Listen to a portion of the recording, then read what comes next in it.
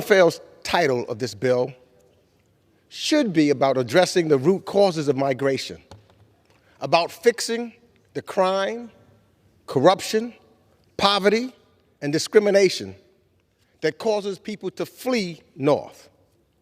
The men and women coming to our borders do so reluctantly. They do not want the pain of leaving parents and children behind for an unknown time while they seek refuge in an unfamiliar land. They want to see their daughters when they come home from work, not on a video call. They want to hear their siblings' voices at the dinner table, not on a Zoom. They want a way to address the root causes of migration is through aid, assistance, investment, collaboration, and the rule of law guidance. If we refuse to fund such programs and efforts, we're being a penny wise and a pound foolish, ignoring our hemispheric neighbors until they are knocking on our front door. What we need to do is address our root causes. This legislation is not aligned with national security interests or our values with our goals or curbing the migration crisis. It only exacerbates the situation on the border while reinstating the same inhumane policies that have endangered migrants. We've seen that done by the former administration.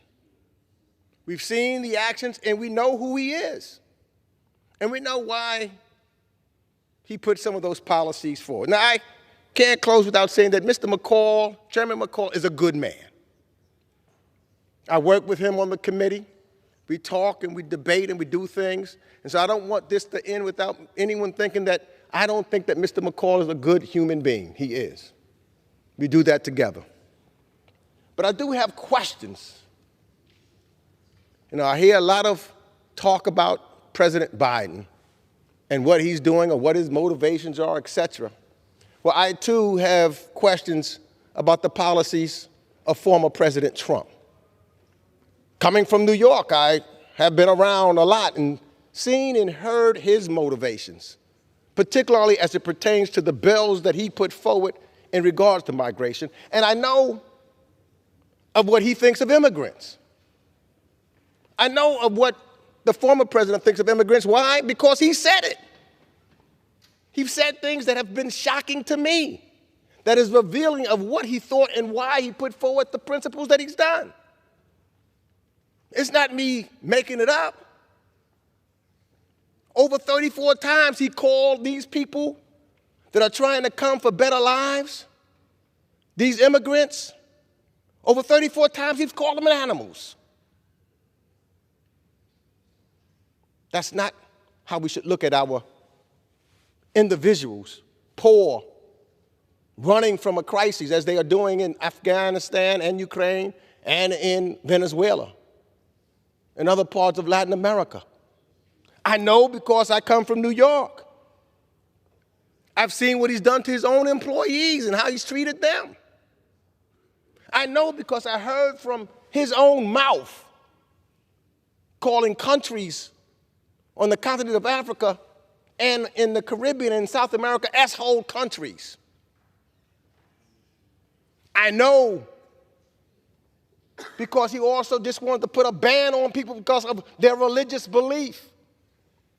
I know because even after people were convicted in the Central Park 5 in New York, he still called them vicious names. I know his motivations, and that is reflective in the policies that he's passed. That's why we should not be supporting this bill. That's not who we are as Americans. Let's fight to show the rest of the world who we really are, that we want to take care as that statue in New York City stands of that lady holding the torch. Give me your poor, give me your weary, give me your tired. That's who we became as a country, not the motivations of the former president and his policies. This bill is in the wrong direction. It's in the wrong direction. Our partners in the region are watching us very closely today. I've been talking to those leaders. I've been talking to people from the various countries in Central and South America, many of whom are in my district. This is not the way to go. I urged the members of this august body, let's not fall into the same mistakes of the past. Let's sit down and let's figure out how we can work together in a bipartisan way for a strong immigration reform bill so that we can treat humans as humans, so that we can show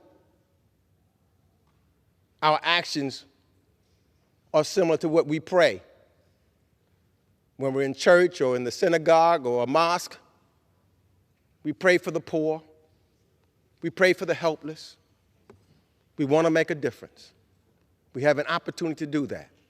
We have an opportunity to make sure that we keep our borders safe by dealing with the root causes of migration and treating people in a humane way, not just considering those in law enforcement, but thinking about the people when I see their hands on the gates asking for a better life, saying all I want to do is see my child have an opportunity, and I'm willing to go through whatever the process is. Let's think about them. Let's think about those images. Let's think about how we can do better. I yield back the balance. And yields back the gentleman.